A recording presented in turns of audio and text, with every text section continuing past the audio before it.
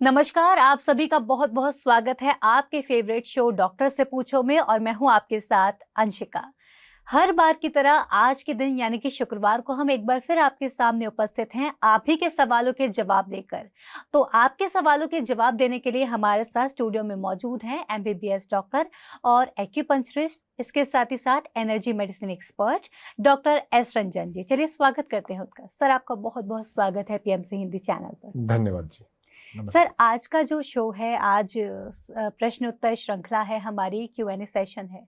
आज के दिन का इंतजार लोगों को पूरे सप्ताह रहता है, तो मैं फिर से ज्यादा समय ना लेते हुए शुरू करना चाहूंगी आज की श्रृंखला को।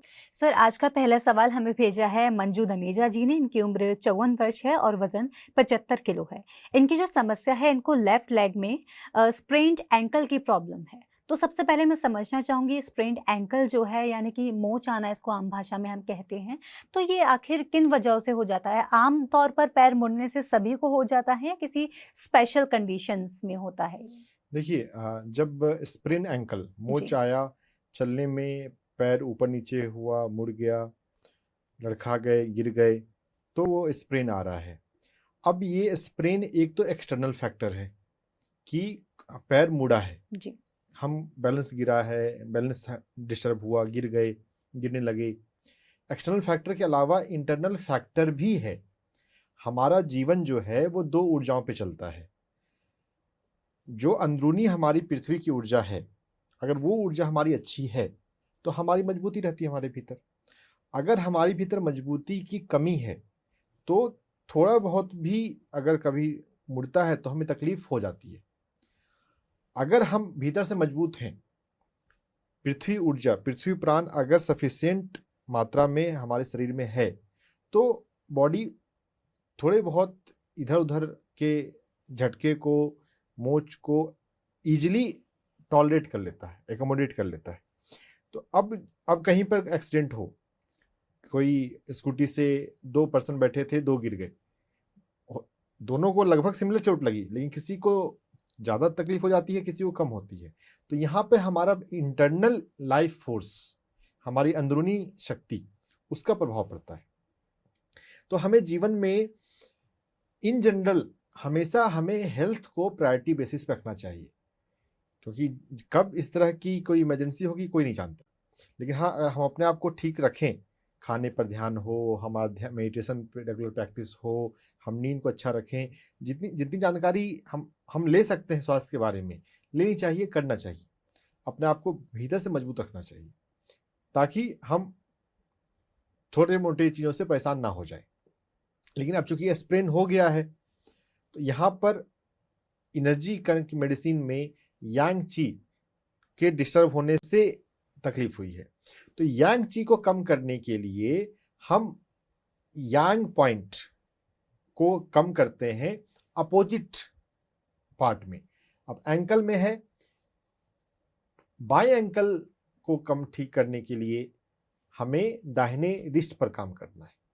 दाहिने एंकल पे काम ठीक करने के लिए हमें बाएं रिस्ट पे काम करना है। यांग ची बहुत ट्रैवल करती है, तेज फास्ट ट्रैवल करती है। तो जो सबसे दूर का पॉइंट है लिम्ब के रिस्पेक्ट में, हमारा एंकल रिस्ट से जुड़ा है, हमारा घुटना एल्बो से जुड़ा है। तो इनको दाहिने पैर की समस्या है तो बाएं रिस्ट को, लेफ्ट लेग की प्रॉब्लम है तो राइट रिस्ट को 3 तरीके से हम सिलेक्ट कर सकते हैं वहाँ की यांग ची को। बर्फ से, अगर गर्मी का मौसम है तो बर्फ से या बर्फ वाले पानी से, नहीं तो हम ब्लैक कलर से कर सकते हैं। और मैग्नेट थेरेपी में हम मैग्नेट से भी कर सकते हैं, लेकिन उसके लिए फिर थोड़ी सी जानकारी होनी चाहिए, या आपके पास मैग्नेट होना चाहिए। कहाँ करेंगे? 2 जगह पे कर सकते हैं। एक पॉइंट तो है, हम मेरिडियन के पॉइंट पे काम करेंगे LI4 पे और LI5 पे। LI4 LI5 एक यांग मेरिडियन है। यांग मेरिडियन में गर्म ऊर्जा है, सूर्य ऊर्जा है। तो इस LI4 LI5 को हमें सिडेट करना है। आपको चित्र जो दिखाया जा रहा है इसको समझ लें, और यहाँ पर कंटिन्यूस प्रेशर देने से हम सिलेक्ट कर सकते हैं, ब्लैक कलर लगाकर सिलेक्ट कर सकते हैं। और ये जो ब्लैक कलर है ये लगभग 6 घंटे के लिए दिन के समय लगाया जाता है, ज़्यादा भी लगा सकते हैं। लगाया, आपने ब्लैक कलर हमने LI5 पे लगा लिया, मिट गया, फिर से ड्राई करके फिर से वहाँ पे लगा लें। तो LI4 LI5 इस 2 पॉइंट पे तो हम कर ही सकते हैं। ये मेरिडियन एक्यूप्रेशर के कंसेप्ट में है। सुजोक में हम फिंगर्स पे जाते हैं। हमारा जो मिडिल फिंगर है, हमारा जो रिंग फिंगर है, ये पैर से जुड़ा हुआ है। कोरिया के एक बहुत महान वैज्ञानिक हुए प्रोफेसर पार्क जे वू, उन्होंने सुजोक डेवलप किया और इससे बहुत लोगों को बहुत फायदा होता है। अब मिडिल फिंगर रिंग फिंगर हमारा पैर है। अब इसमें जो पहला जॉइंट है, हमारे पैर में पहला जॉइंट घुटना, तो पहला जॉइंट घुटना हो गया, और दूसरा जॉइंट है एंकल, तो ये जो दूसरा जॉइंट है वो एंकल है। अब जो एंकल को से कनेक्टेड हमारा जॉइंट हाथ में है, इसको हम सिलेक्ट करेंगे बर्फ वाले पानी से या काले रंग लगा के। तो अगर हम यहाँ पे काला रंग चारों तरफ से लगा दें, अगर हमें साइड पता हो तो हम एक ही फिंगर में लगा के काम भी कर सकते हैं। अगर नहीं पता है तो हम दोनों फिंगर में कर लें, मिडिल फिंगर में और रिंग फिंगर में, दोनों हाथ में भी कर सकते हैं, क्योंकि अगर कलर तो बहुत ईजी थेरेपी, लेकिन मेन है अपोजिट में, लेफ्ट पैर का है तो राइट हैंड में। नाखून की तरफ से जो पहला जॉइंट है, इसमें हम चारों तरफ से ब्लैक कलर को लगा लेंगे, तो ये यांग को कम करेगा। गर्मी का मौसम है तो हम LI5 तक ठंडे पानी में, कोई बर्तन में पानी ले लें, उसमें थोड़ा बर्फ डाल दें और 2 मिनट से लेकर 5 मिनट तक हम बर्फ वाले पानी में हाथ को रखें। तो जो कूलनेस होगी, जो ठंडापन होगा, उससे जो मोच का जो दर्द है वो कम होगा। यहाँ पे एनर्जी मेडिसिन में, एक्यूप्रेशर वाले में हमें ये फायदा है कि जहाँ पे तकलीफ है उससे दूर वाले जगह पे भी हम ट्रीटमेंट कर सकते हैं। एलोपैथी में तो ऐसा कंसेप्ट नहीं है, जहाँ पे है वहीं पे गर्म पट्टी लगाएंगे, ठीक है, वो भी काम करता है, गर्म पट्टी लगानी चाहिए मोर्चा जब आ जाए तो। वहाँ पे स्वेलिंग हो जाती है, स्वेलिंग को कम करने के लिए हमें उसको एंटी ग्रेविटी इफेक्ट देना चाहिए, यानी कि आप जब लेटते हैं तो पैर की तरफ 2 पिल्लो लगाकर पैर को थोड़ा ऊपर करके रखें, तो ग्रेविटी से जो स्वेलिंग हो रखी है वो उसका जो वाटर है वो central part of the body की तरफ फ्लो करेगा।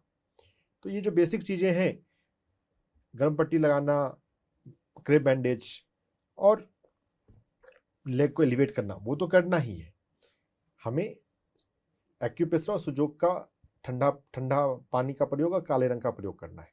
और यहाँ पे हम थोड़ा सा माइंडसेट पे भी सोचें। देखिए, हर एक बीमारी ना साइकोसोमेटिक है, कोई भी बीमारी है तो वहाँ पे मन से भी कनेक्शन है।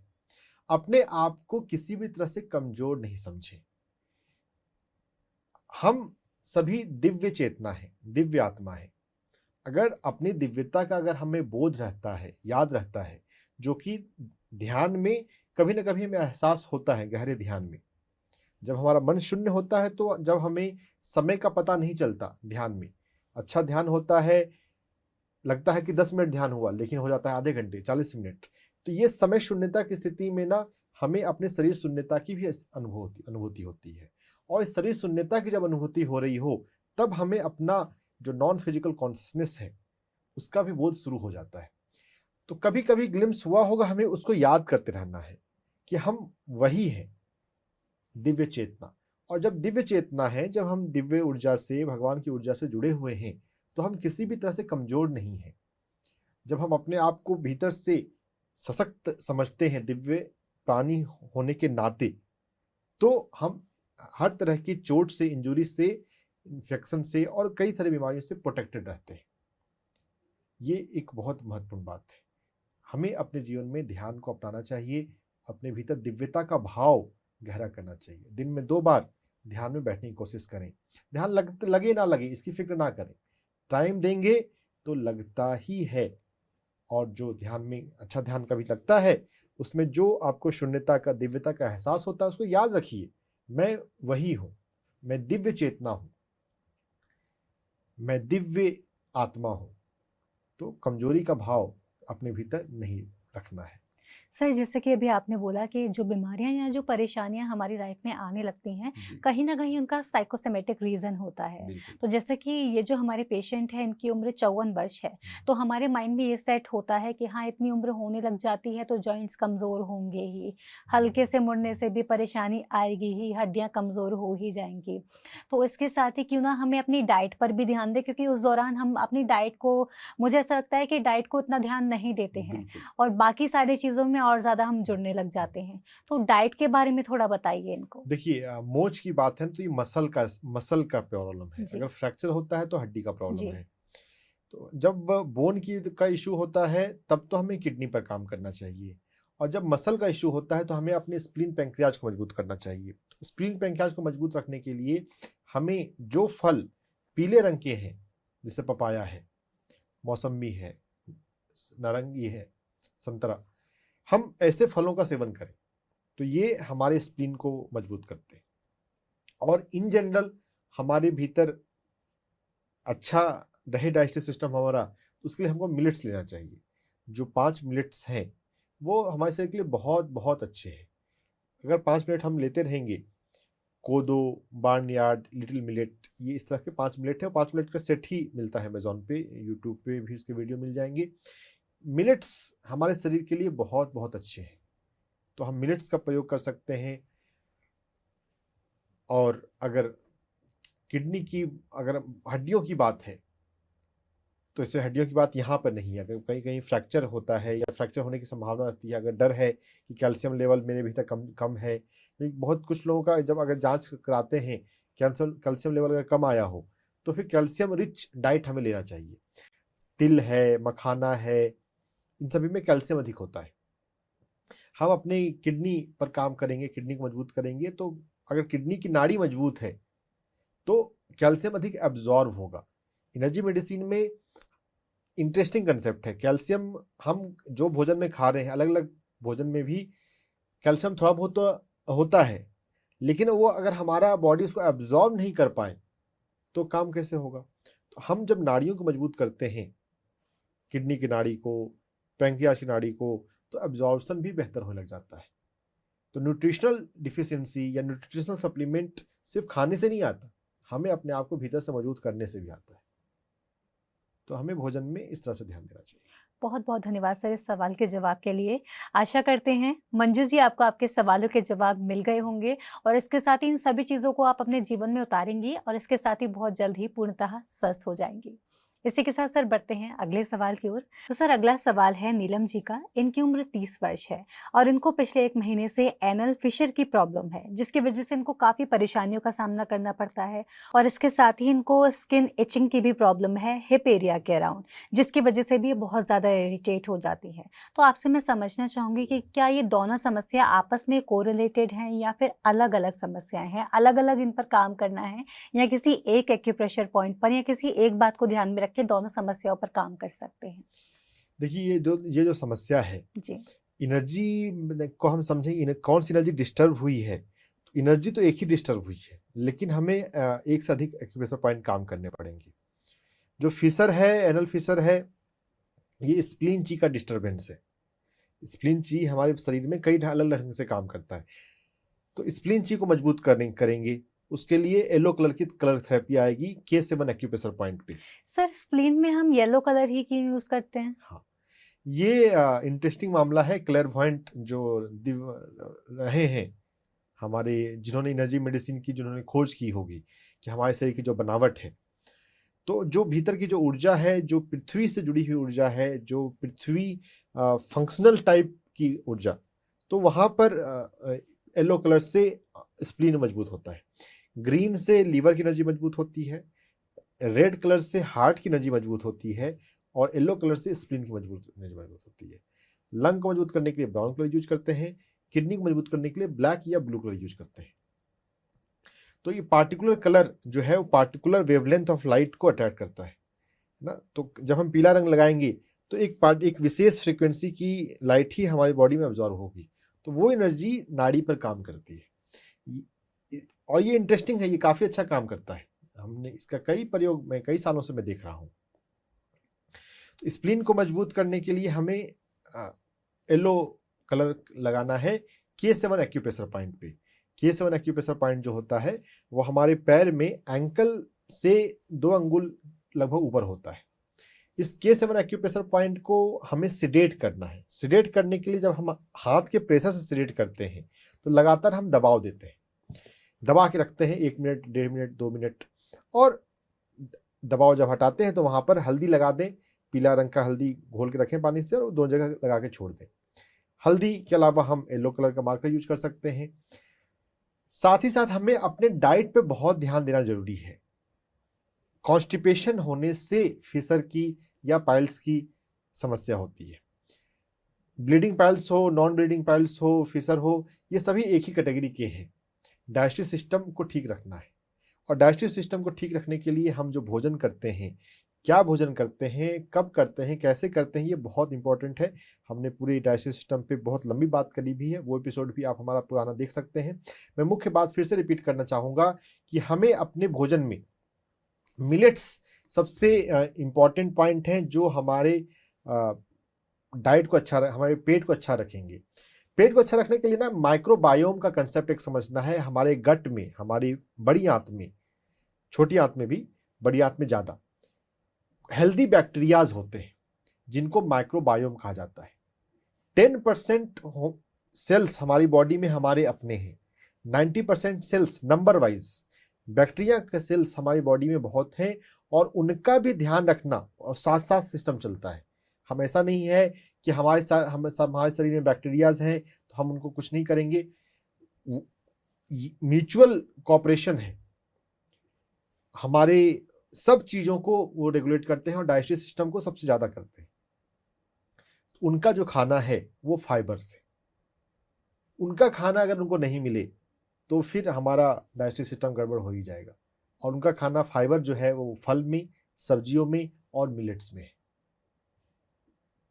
और अगर हम मिलेट्स लेते हैं, सब्जियां लेते हैं, तो आपको कॉन्स्टिपेशन भी नहीं होगा। कॉन्स्टिपेशन दूर करने का बहुत अच्छा उपाय है अपने भोजन में फाइबर के कंटेंट को बढ़ा लेना। पैक्ड आइटम, जो प्लास्टिक में बंद होती हैं आइटम, जिसमें बहुत प्रोसेसिंग हो जाती है, पिज्ज़ा है, बर्गर है, बिस्किट है, ब्रेड है, उसे बिल्कुल नहीं लेना है। एनिमल फूड, नॉनवेज फूड बिल्कुल नहीं लेना, उसमें फाइबर, जीरो फाइबर है। जब फाइबर कंटेंट हमारे बॉडी में जाता है, डाइजेस्टिव सिस्टम ठीक रहता है, कॉन्स्टिपेशन नहीं होता है। कॉन्स्टिपेशन अगर लाइफ में हम ना होने दें तो एनल फिशर, पाइल्स, इन सभी की होने की संभावना कम हो जाती है। अगर एक बार हो भी गया है तो आप थोड़ा विशेष ध्यान रखें। सर मेरा वही सवाल था, क्योंकि मेडिसिन में कहा जाता है, एलोपैथी में कहा जाता है कि अगर किसी को एक बार पाइल्स हो जाए या इससे रिलेटेड एनल फिशर जैसी समस्या हो जाए तो वो वापस वो कभी क्योर नहीं होती है, ये कहा जाता है। तो जैसे कि हम सभी जानते हैं, एनर्जी मेडिसिन में ऐसी कोई समस्या नहीं है जिसका क्योर नहीं हो सकता है। तो हमें किन चीज़ों का ध्यान रखना है जिससे कि ये जो समस्याएं हैं ये क्योर हो पाए? देखिए, कारण समझेंगे। जी। कारण है कॉन्स्टिपेशन है, सबसे बड़ा कारण कॉन्स्टिपेशन है। कॉन्स्टिपेशन के अलावा भी साइकोसोमेटिक रीजन पे जाएंगे, मन के रीजन पे जाएंगे, तो कारण वहां पर पुराना झगड़ा है, पुराने हर्ट की भावना है। लेकिन जो फिजिकल लेवल पे जो कॉन्स्टिपेशन कारण है, कॉन्स्टिपेशन को अगर हम दूर रखेंगे, कॉन्स्टिपेशन अगर नहीं आता है तो पाइल्स, फिशर नहीं आएगा। पहले से ध्यान रखें तो बेस्ट है लाइफ में। अब यहाँ पर फिशर डेवलप हो गया है, अगर हम कॉन्स्टिपेशन को नहीं होने देंगे तो फिशर की प्रॉब्लम, जो पेन देता है, जो तकलीफ होती है, वो ज़्यादा नहीं होगी, वो धीरे धीरे कम होता जाएगा। तो हमें अपने भोजन पे सबसे विशेष ध्यान रखना है कि कॉन्स्टिपेशन हमें बिल्कुल ना हो। गेहूं और चावल अगर हम बंद करके मिलेट्स पे शिफ्ट कर जाते हैं तो ये बहुत बड़ा एक हेल्पिंग फैक्टर होगा कि लाइफ में कॉन्स्टिपेशन नहीं होगा। सर लेकिन कहा जाता है कि गेहूं में भी अच्छा फाइबर होता है। नहीं, गेहूं में 2% फाइबर होता है, 1.5% से 2%। मिलेट्स में 9% से 10% और कभी कभी 12% फाइबर है। तो प्रोटीन या एनर्जी जितनी चाहिए उतनी भी मिल जाती है और फाइबर भी मिल जाता है। इसलिए मिलेट्स जो है वो सुपीरियर ग्रेन्स है, उनको पॉजिटिव ग्रेन्स कहते हैं। प्रचलन में भले गेहूं ज़्यादा है, लेकिन हेल्थ पॉइंट ऑफ व्यू से मिलेट कई गुना ज़्यादा अच्छा है गेहूं। सर लेकिन लोग मल्टीग्रेन्स को भी काफ़ी मान्यता देते हैं कि मल्टीग्रेन्स आप यूज़ करो, एडवर्टाइजमेंट बहुत आते हैं, आप समझ सकते देखिए, हैं। तो एडवर्टाइजमेंट तो उसका आता है जिसका प्रचार प्रसार करना होता है उस कंपनी को। जी। एडवर्टाइजमेंट तो कोई क्राइटेरिया नहीं होता है ना। हमें समझना है अपने स्वास्थ्य को और हमारे शरीर के स्वास्थ्य के लिए किस चीज़ की ज़रूरत है। गेहूं से अच्छा है मल्टीग्रेन का आटा और मल्टीग्रेन से अच्छा है मिलेट का आटा। लेकिन ऐसा है कि मिलेट का आटा अपने आप में 100% नहीं बनता। 70%, 60% मिलेट का आटा होता है और बाकी मल्टीग्रेन का आटा हमें मिक्स करना पड़ेगा, तो उसकी रोटी बन सकती है, नहीं तो उसकी रोटी बहुत हार्ड हो जाएगी। रोटी का मामला है तो मिक्स करना है, अगर खिचड़ी का मामला है तो मिक्स करने की जरूरत नहीं है। मिलेट की खिचड़ी बन सकती है, मिलेट का दलिया बन सकता है, मिलेट का खमीर सबसे बेस्ट है फर्मेंटेशन करके। जो अगर हमारे पेट में जो माइक्रोबायोम डिस्टर्ब हो गया है, इसको मेडिकली बोलते हैं डिसबायोसिस। डिसबायोसिस यानी कि बायो मतलब बैक्टीरियाज, डिस मतलब उनका जो प्रोपोर्शन है वो डिस्टर्ब हो गया है, जितना होना चाहिए जैसा होना चाहिए वैसा नहीं है। तो डिसबायोसिस हो जाने से, और एक और टर्म आता है लीकी गट सिंड्रोम, मतलब जो हम जो न्यूट्रिएंट एब्जॉर्ब करते हैं एब्जॉर्ब नहीं कर पाते, वो लीक होते रहता है। खाना मतलब ठीक से हमारे शरीर में एब्जॉर्ब नहीं होता, खाना लगता नहीं है। तो डिसबायोसिस को और लीकी गट सिंड्रोम को और ठीक करने के लिए वो जब फाइबर वाला फूड जाता है तो बैक्टीरियाज ठीक होते हैं, और जब बैक्टीरियाज का ठीक हो जाए प्रोपोर्शन उनका, जब नॉर्मल उनका जो स्पीसीज चाहिए और जिस जगह पे चाहिए, जो बड़ी आंत में जो बैक्टीरिया चाहिए अगर वो छोटी आंत में आ जाए तो भी गड़बड़ है। छोटी आंत का बैक्टीरिया अगर बड़ी आंत में चला जाए तो भी गड़बड़ है, क्योंकि बैलेंस हो तो वो डिसबैलेंस ही रहे। हाँ, तो फाइबर रिच फूड लेने से वो बैलेंस होता है, फिर कॉन्स्टिपेशन नहीं होगा, और जब कॉन्स्टिपेशन नहीं होगा तब जाकर फिशर कंट्रोल में आएगा।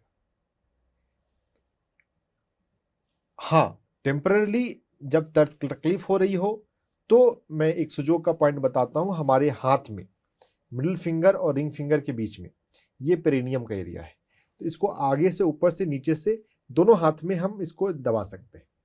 मिडिल फिंगर और रिंग फिंगर, ये दोनों के बीच में ये जो एरिया है, दोनों हाथ में हम इसे दबाएंगे। और हमने हल्दी लगाई थी K7 एक्यूप्रेशर पॉइंट पे, तो इस जगह पे भी हम हल्दी लगा सकते हैं, लेकिन मेन ज़्यादा जरूरी है K7 पे।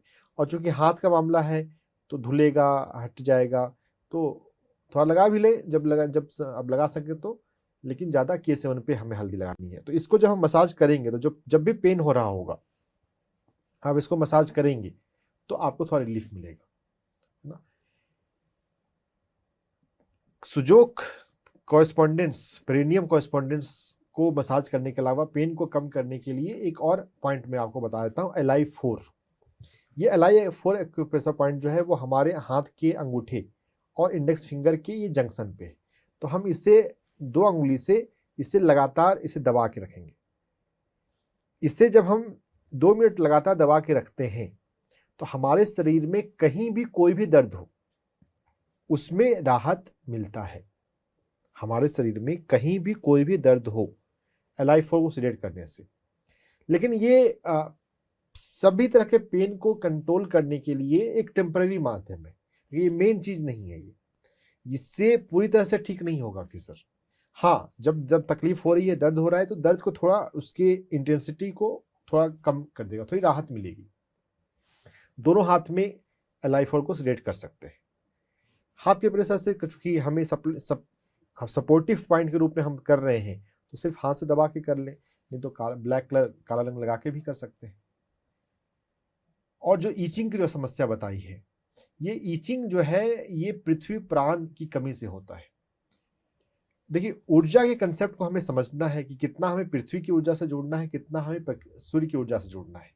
प्रकृति के संपर्क में हम रहते हैं, हमें पार्क में जाना है, खुली हवा में जाना है, हम नेचर के महत्व को नहीं समझते, हम नेचर के महत्व को इग्नोर कर रहे हैं। बस जिंदगी में पैसे के लिए और पारिवारिक ड्यूटी के लिए जीवन जी रहे हैं, अपने हेल्थ को महत्व देना है। तो पृथ्वी प्राण को बढ़ाने के लिए पृथ्वी के संपर्क में जाना है, खुली हवाओं के संपर्क में जाना है। एक्यूप्रेशर पॉइंट ऑफ व्यू से LU5 पॉइंट हमारी एल्बो पे है, उसको हम मसाज कर सकते हैं। वो हमारे शरीर में स्किन के रिस्पेक्ट में पृथ्वी प्राण बढ़ाने के लिए काम आ सकता है। हमारे कोहनी पर अंगूठे की लाइन में अंदर की तरफ यहाँ पर हम दबाव देंगे, मसाज करेंगे, तो ये LU5 एक्यूप्रेशर पॉइंट पे बहुत लोगों को दर्द मिलता है। अगर पृथ्वी प्राण की कमी आपके भीतर हो तो LU5 पर आपको दर्द मिल सकता है। और ईचिंग की समस्या है तो इस पे तो जरूर मिलेगा। तो इसको दबाव कर मसाज करें दोनों हाथ में। आपको जो चित्र दिखाया जा रहा है इसका फोटो खींच कर रखें और रेगुलर मसाज करेंगे तो ईचिंग की समस्या में आपको राहत मिलेगी। यहाँ पर भी आप ब्लैक कलर, काला रंग लगा सकते हैं। काला रंग जो है वो पृथ्वी प्राण को बढ़ाता है। Thank you so much sir इस सवाल के जवाब के लिए। आशा करते हैं नीलम जी आपको आपके सवाल का जवाब मिल गया होगा और आप पूर्णतः जल्द ही स्वस्थ हो जाएँगी। इसी के साथ सर बढ़ते हैं आज के अगले सवाल की ओर। तो सर आज का अगला सवाल हमें भेजा है मुकेश कुमार जी ने। इनका कहना है कि इनको लाइकल प्लैनस की प्रॉब्लम है, स्किन डिसीज़ जिसको कहते हैं। तो इसके लिए जानना चाहते हैं कि इसको क्योर कैसे कर सकते हैं? देखिए, स्किन की कोई भी समस्या होती है तो यहाँ पर टॉक्सिन, हमारे शरीर में टॉक्सिन जमा है, ये एक कारण है।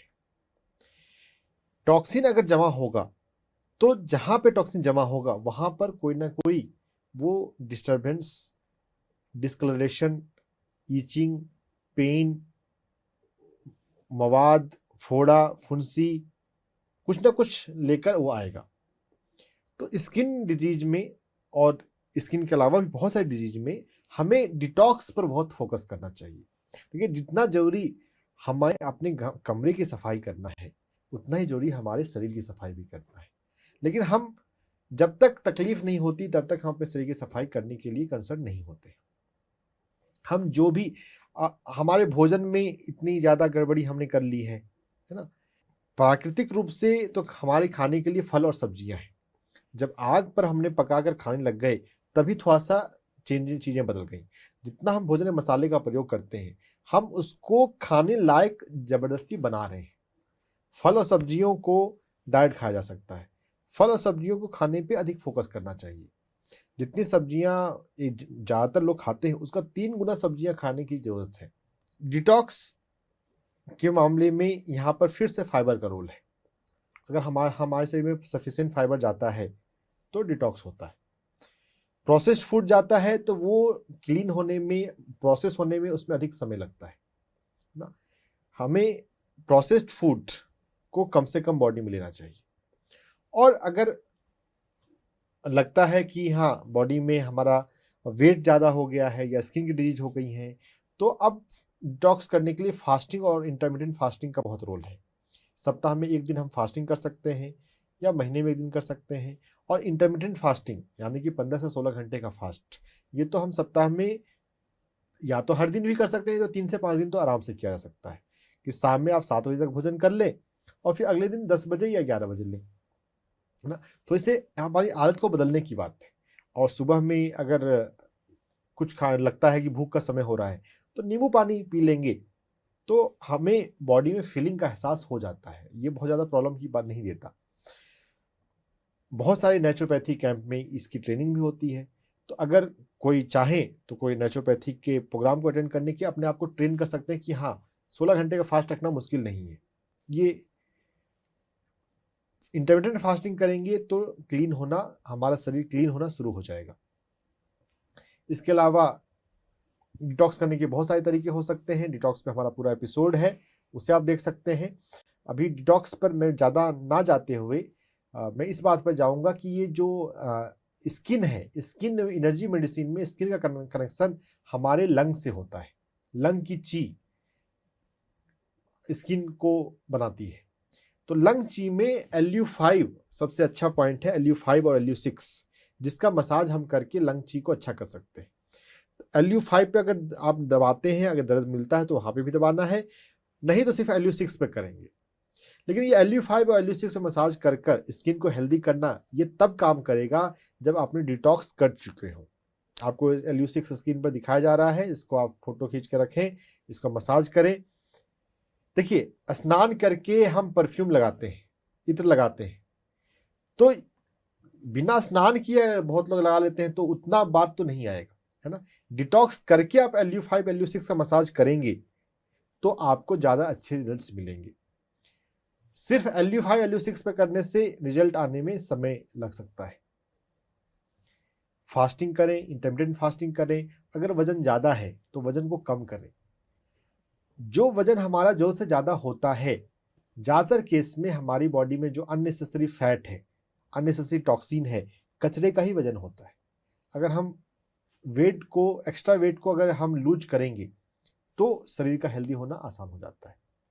डिटॉक्स करने के लिए नेचुरोपैथी में लीवर क्लिंच एक मेथड भी है, लेकिन वो किसी नेचुरोपैथ एक्सपर्ट के सुपरविजन में पहली बार करना चाहिए, या किसी ने अगर एक बार किया हुआ हो जिसमें थोड़ा मोशन होता है, और Epsom oil, Epsom salt and extra virgin olive oil, ये दोनों का कॉम्बिनेशन लेना होता है।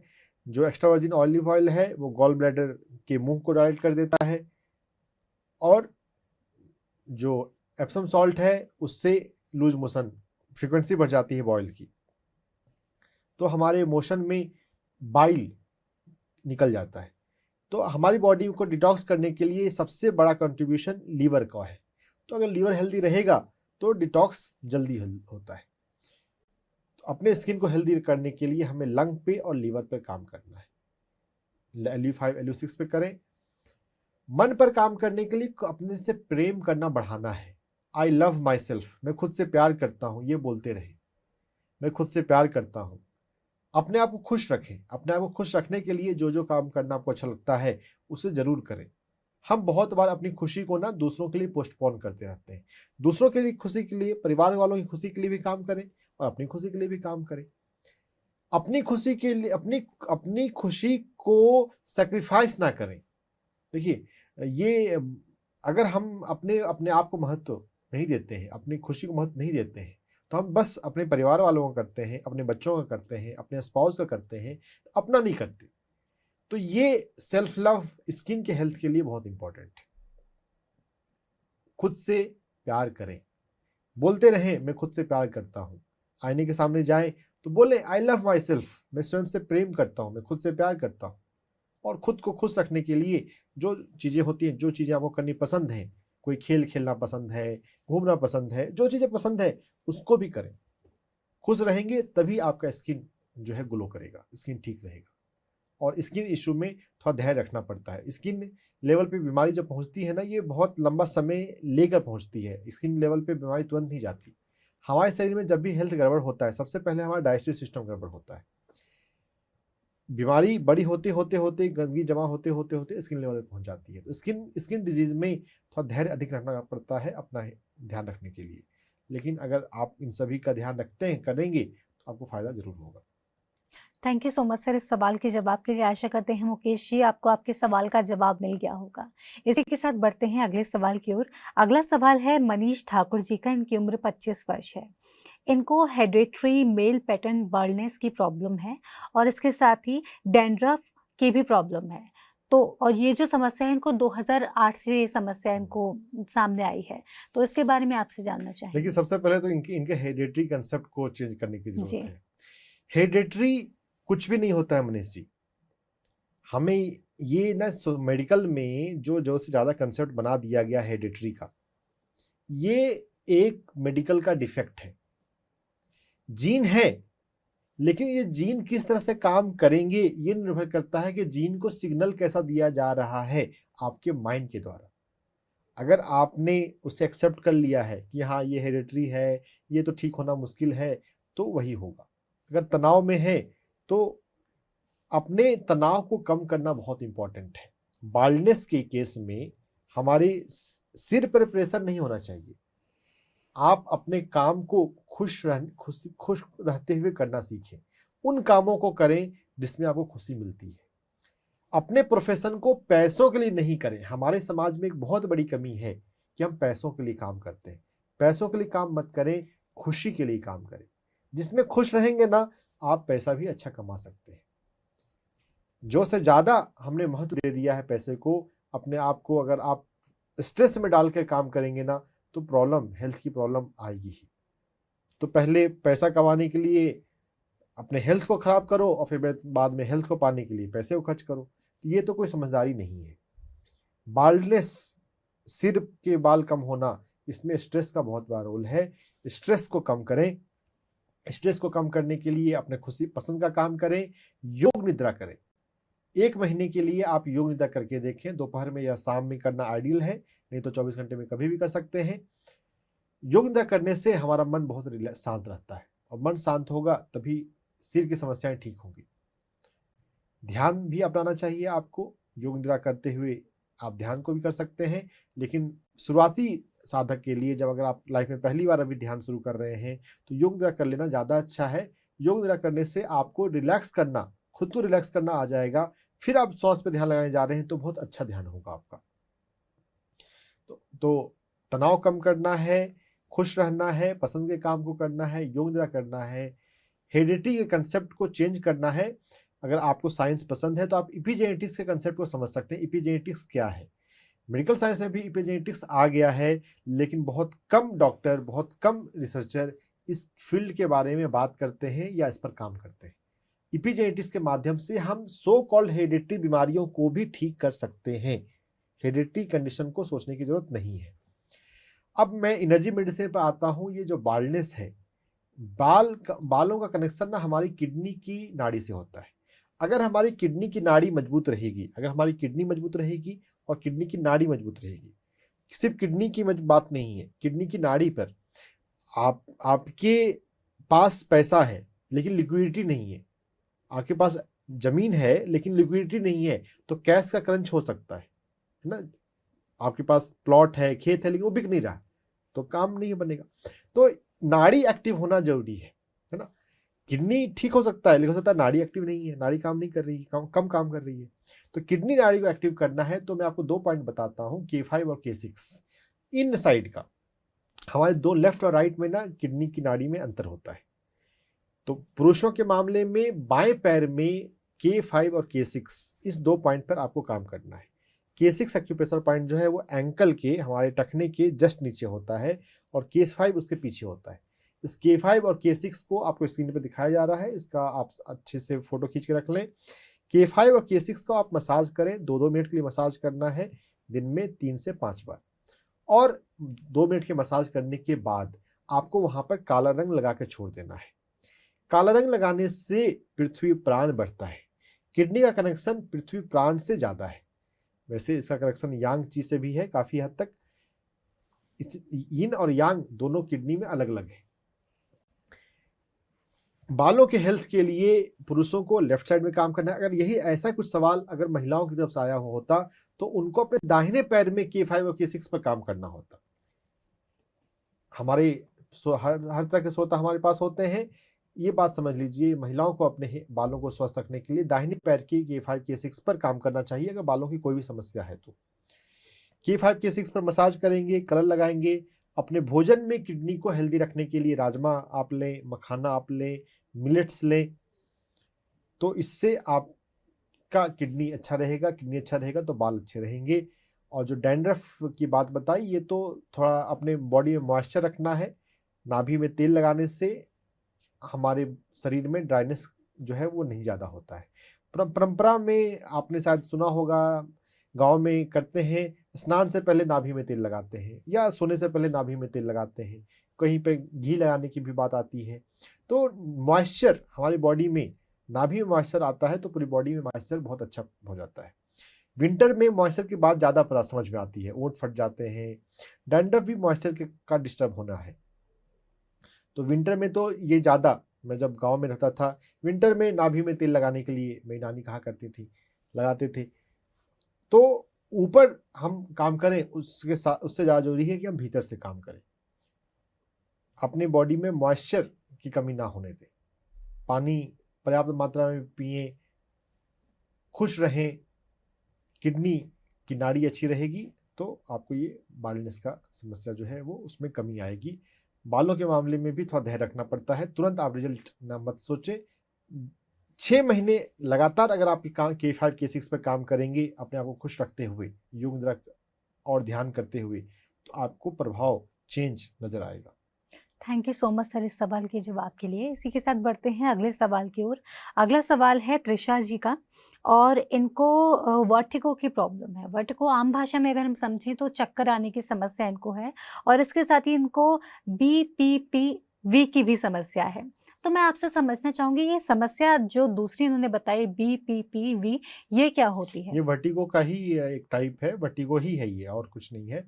बिनाइन पैराजिग्मल पोस्चरल पोजिशनल वर्टाइगो, तो ये वर्टाइगो ही है जो मेडिकल में, देखिए मेडिकल में फैशन है कि ना अच्छे टर्म, लुक्रेटिव टर्म यूज करने का। हमें अगर अपने आप को मेडिकल के सिस्टम से आज़ाद करना है तो उनके टर्म से भी आज़ाद अपने आप को करना पड़ेगा। अगर हम उनके टर्म को यूज करेंगे कि मुझे BPPV है, मुझे वर्टाइगो है, वर्टाइगो वर्ड तो हमने डॉक्टर से ही सुना। जो हमारी बोलचाल की भाषा में शब्द आते हैं, अगर हमें उनका प्रयोग करते हैं ना, तब हम अपने रोगों को खुद से ठीक कर सकते हैं। मेडिकल टर्म को, डॉक्टरी के टर्म को हमें कम बोलना है ना।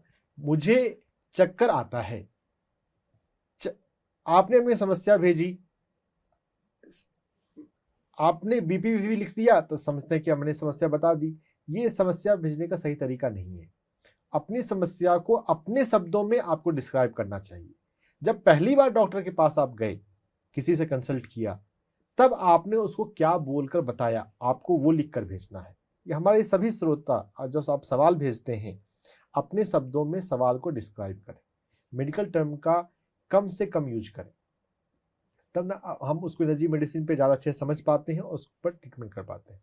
चलिए वर्टाइगो पे जाते हैं। वर्टाइगो ये कॉमन प्रॉब्लम है। वर्टाइगो में अब यहाँ पे पोजिशनल वर्टाइगो है। सर, हेड के पोजीशन को चेंज करने से, किसी पार्टिकुलर पोजीशन में मूवमेंट से ये दिक्कत होती है। मेडिकल में इसका कोई कारण नहीं है। इडियोपैथिक कहते हैं। इडियोपैथिक मतलब इसका कारण पता नहीं है क्यों होता है। मैकेनिज्म थोड़ा सा बताते हैं। इनर ईयर का सेमी सर्कुलर कैनाल है, उसमें कुछ इशू होता है, लेकिन ये बहुत स्पेसिफाइड नहीं है। और अगर कोई कारण बता रहे हैं, अगर उस कारण को बताने के बाद भी अगर उस इलाज नहीं हो पा रहा है, तो उस कारण को जानने का, समझने का फायदा क्या है ना। तो हमारे इनर ईयर में कुछ चेंजेस हो रहे हैं, तो उससे तो मेडिकल में वो ठीक नहीं कर पाते हैं। वो बहुत अच्छा रिजल्ट नहीं है वर्टाइगो का। तो यहाँ पे एक बात हमें समझनी है कि हमारे सिर के किसी भी समस्याओं के लिए, वर्टाइगो है, स्नोरिंग है, हमारे फेस में पिंपल्स हैं, टिनिटस है, कानों की कोई भी समस्या, नाक की कोई समस्या, इन सभी समस्याओं में, यहाँ तक कि अभी जो हमने बाल्डनेस की बात करी, उसमें भी अनुलोम विलोम प्राणायाम बहुत लाभदायक है। देखिए, हमारी नाक से हम श्वास लेते हैं, दो नासिका छिद्र हैं। जो लेफ्ट से और राइट से सांस लेते हैं ना, तो सेम तरह की एनर्जी हमारी बॉडी में नहीं एक्टिव होती है। ऊपर से तो हमको लगता है हम सांस ही ले रहे हैं, लेकिन अगर दाहिनी तरफ से सांस ले रहे हैं तो हमारे भीतर में सिंपैथेटिक नर्वस सिस्टम एक्टिव होता है, हमारा बीएमआर बढ़ता है। लेफ्ट साइड से हम जब सांस जाती है तो पास सिंपैथेटिक नर्वस सिस्टम एक्टिव होता है, हमारा बीएमआर स्लो डाउन होता है। तो यहाँ पर वर्टाइगो के मामले में चक्कर आ रहा है, तो यहाँ पे तो बैलेंस करने की जरूरत है। बाल्डनेस के केस में यांग चीज ज्यादा है, वहां पे तो कूलनेस की जरूरत है, लेकिन अनुलोम विलोम प्राणायाम से उस केस में भी फायदा होगा। हमारे कोई भी ऐसी समस्या जिसमें हमारा सिर प्रभावित है, उसमें अनुलोम विलोम बहुत अच्छा फायदा कर सकता है। आप अनुलोम विलोम प्राणायाम करना शुरू करें। दिन में 2 बार, सुबह और शाम, अनुलोम विलोम प्राणायाम किया करें। समय कम हो, सिर्फ 5 बार भी कर लेंगे तो भी एक बार बैलेंसिंग तो हो जाएगी, है ना। जब कभी आपको जल्दी में है, आप खुद से अगर घर की सफाई कर रहे हैं, ज़्यादा सफाई नहीं कर सकते, तो कम से कम सेंट्रल में तो हम झाड़ू लगाते हैं, या कुछ तो बीच में तो हो जाए, किनारे का नहीं होगा जल्दबाजी में जब होते हैं। तो 5 राउंड भी कर लेंगे तो भी कुछ तो बैलेंसिंग हो ही जाएगी। 2 बार हमें दिन में करना है, अनुलोम विलोम 2 बार करना है। और ये वर्टाइगो, जब मैकेनिज्म थोड़ा सा पता है कि ये इनर ईयर की बात है, हमारे कान का मेडिकल में 3 पार्ट बताए जाते हैं, बाहर का कान, बीच का कान और अंदर का कान।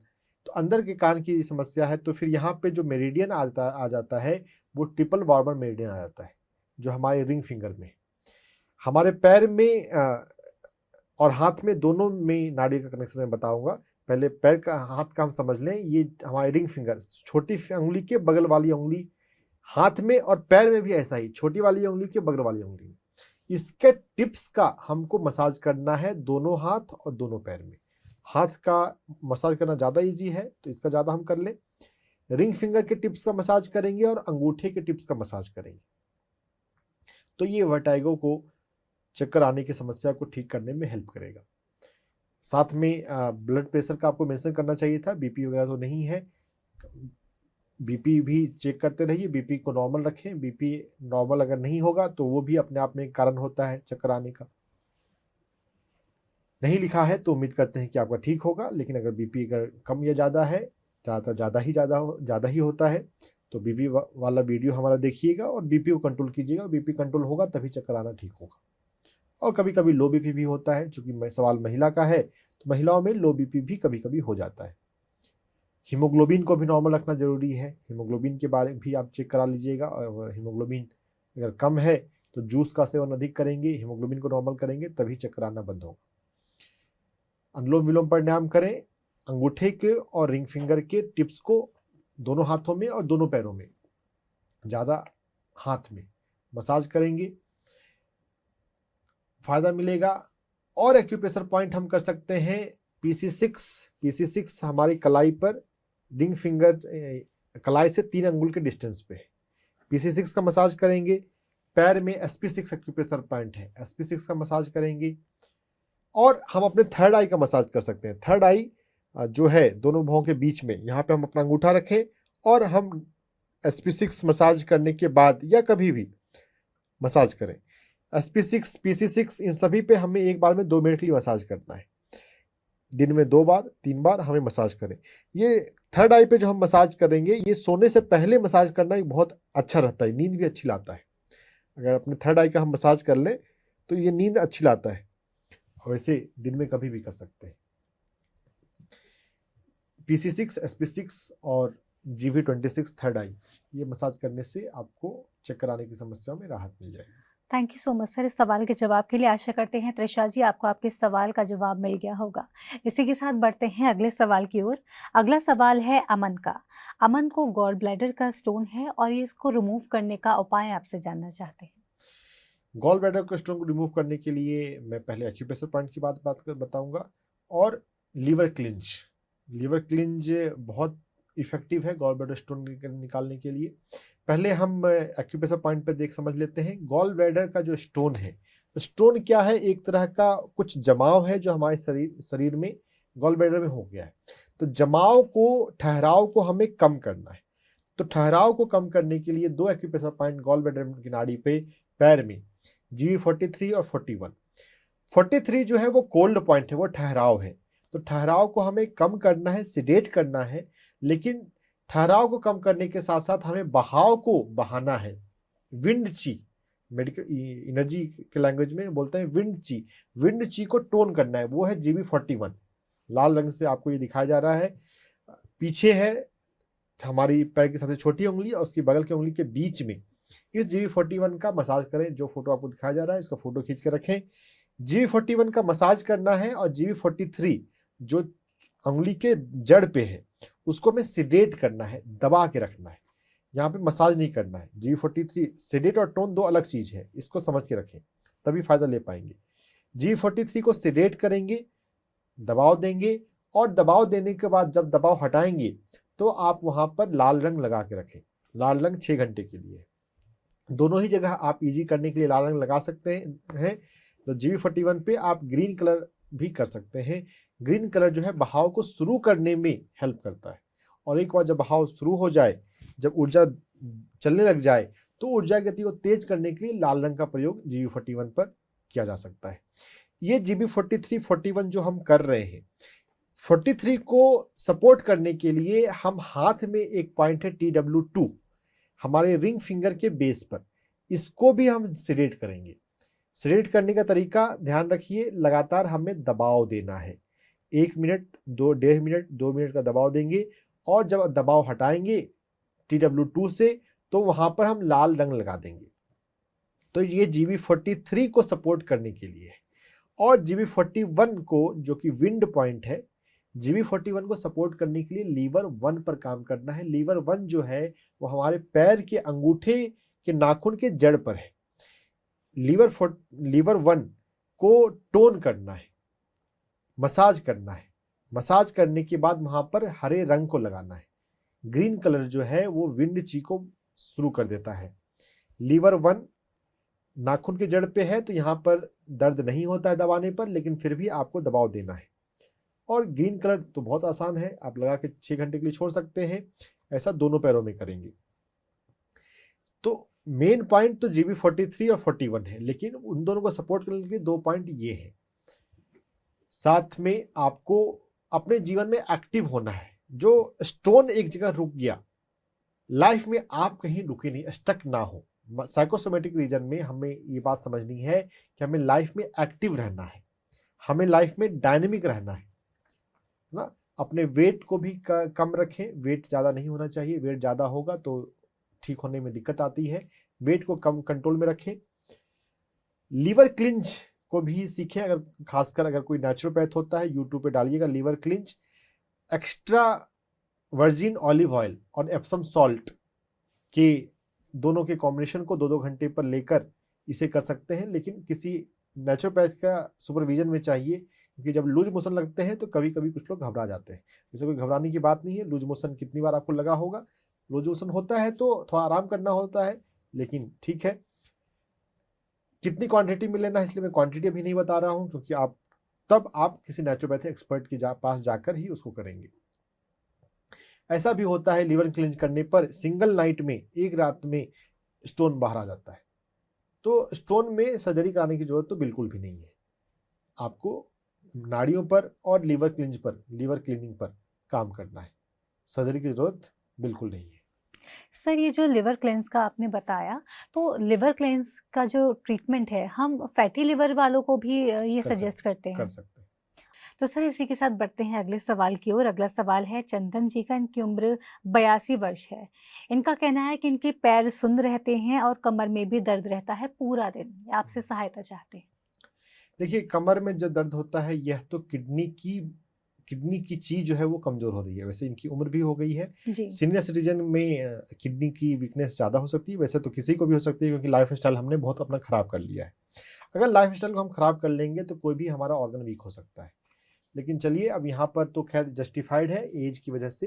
तो किडनी पर काम करना है, किडनी की नाड़ी पर काम करना है। किडनी की नाड़ी पर हम पैर में K1, K6, K7 इन 3 पॉइंट पे काम कर सकते हैं, और खासकर यांग साइड में, यांग यानी कि दाहिना पैर।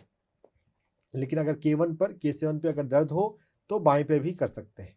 पैर के तलवे में ये K1 एक्यूप्रेशर पॉइंट है। आपको फोटो दिखाया जा रहा है, फोटो खींच के रखें। K1 का मसाज करें। दूसरे सदस्य करेंगे परिवार के तो ज़्यादा आसानी से होगा। K1 का मसाज करना है, K6 का मसाज करना है और K7 का मसाज करना है। जिस पैर के K1 पे दर्द मिले, वहां पर K1 पर दर्द बहुत बार मिलता है। दर्द मिले उस पर ज़्यादा समय देना है। अगर जिस पैर की K1 में आपको दर्द मिले, वहां पर दिन में 5 बार दबाना है।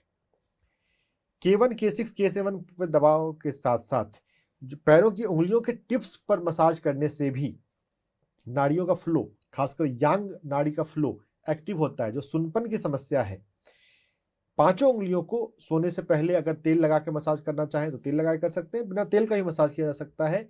नाड़ियों को एक्टिव करने के लिए तो तेल का कोई बात नहीं, वो मसाज करने में आसानी होती है तो तेल लगा सकते हैं। 5 उंगलियों के, पैर की 5 उंगलियां, दोनों पैर में 10 उंगलियां हो जाएंगी, उनका टिप्स का मसाज करेंगे तो ये सुन्नपन को दूर करेगा। और यहाँ पे आप कलर थेरेपी के रूप में लाल रंग का प्रयोग, टिप्स पर लाल रंग का प्रयोग कर सकते हैं 10 उंगलियों पर, खासकर अंगूठे को छोड़कर जो 4 उंगलियां हैं उन पर विशेषकर। तो इससे सुनपन की समस्या में राहत मिलती है। साथ में आपको धूप सेकना है, सनलाइट का बहुत रोल है हमारे शरीर को एक्टिव करने में। देखिए, हमारे शरीर में 2 ही एनर्जी तो है, पृथ्वी की एनर्जी और सूरज की एनर्जी। हाँ, एक और ऊर्जा है जो ध्यान में आती है, ब्रह्मांडीय ऊर्जा। तो सूर्य की ऊर्जा चाहिए हमें। हर दिन 15 मिनट से आधे घंटे के लिए आपको सूर्य प्रकाश में जाना है, धूप सेकनी है। चाहे तो आप प्रार्थना भी कर सकते हैं सूर्य से कि सूर्य मुझे हीलिंग एनर्जी दो, मुझे प्राण ऊर्जा दो, मैं स्वस्थ रहूं। आप ध्यान करना पसंद आ गया है आपको, सनलाइट में आप 15 मिनट बैठकर ध्यान कर सकते हैं। सनलाइट में जाएंगे तो ये आपके यांग को एक्टिव करेगा, और यांग एक्टिव होगा तो पैर का सुन्नपन जो है वो ठीक होगा। Thank you so much sir. अब समय सीमा समाप्त हो चली है आज के शो की, तो मैं आपसे एक आज का आखिरी सवाल पूछना चाहूँगी, जिसका मैं चाहती हूँ जवाब आप थोड़ा-सा शॉर्ट में दे दें, क्योंकि हमारे पास समय थोड़ा-सा आज कम है। इसी के साथ आज का आखिरी सवाल है परमानंद जी का, इनकी उम्र 61 वर्ष है। इनका कहना है कि इनके आधे शरीर में दर्द रहता है, सर से लेकर पाँव तक। कभी दाएँ तरफ रहता है और कभी बाएँ तरफ, और ये 40 साल से इनको ये समस्या है, तो आपसे इसका समाधान जानना चाहेंगे। जब भी ऐसी कोई समस्या होती है, अनुलोम विलोम प्राणायाम हमारे शरीर को बैलेंस करता है। एक तरफ दर्द है, एक तरफ नहीं है, यानी कि दोनों तरफ की एनर्जी इक्वल तो नहीं है। तो यहाँ पे अनुलोम विलोम की जरूरत है। अनुलोम विलोम प्राणायाम करने से हमारी इड़ा और पिंगला नाड़ी संतुलित होगी। दिन में 2 बार अनुलोम विलोम प्राणायाम करना चाहिए, और प्राणायाम करने के बाद हमें थोड़ा ध्यान में भी बैठना चाहिए। ध्यान में बैठने से भी हमारे भीतर ओवरऑल सभी नाड़ियों की ऊर्जा बढ़ती है। एक्यूप्रेशर पॉइंट की मैं बात करूं तो हमें अपने रिंग फिंगर, हाथ में रिंग फिंगर और पैर में भी ऐसा ही, छोटी उंगली के बगल वाली उंगली, उसके टिप्स को मसाज करना है चारों हाथ पैर में। और टिप्स पे हमको यहाँ पर लाल रंग लगा के रखना है, या पीला रंग भी लगा सकते हैं, हल्दी लगा सकते हैं। लाल रंग से खून का संचार एक्टिव होता है, बढ़ता है, और पीला रंग से स्टेबिलिटी आती है। तो रिंग फिंगर हाथ में सब छोटी उंगली के बगल में है, और पैर में भी छोटी उंगली के बगल वाली उंगली का मसाज करना है। अनुलोम विलोम प्राणायाम और रिंग फिंगर की मसाज करने से आपकी ये समस्या समाधान हो जाएगा। Thank you so much sir, इतने सवालों के जवाब देने के लिए। तो दर्शकों, आज के लिए आज के इस एपिसोड में बस इतना ही। आपके जो सवाल रह गए हैं उनको लेकर आप परेशान ना हो। डॉक्टर से पूछो कि अगले Q&A सेशन में आपके उन सवालों के जवाब आपको ज़रूर मिलेंगे।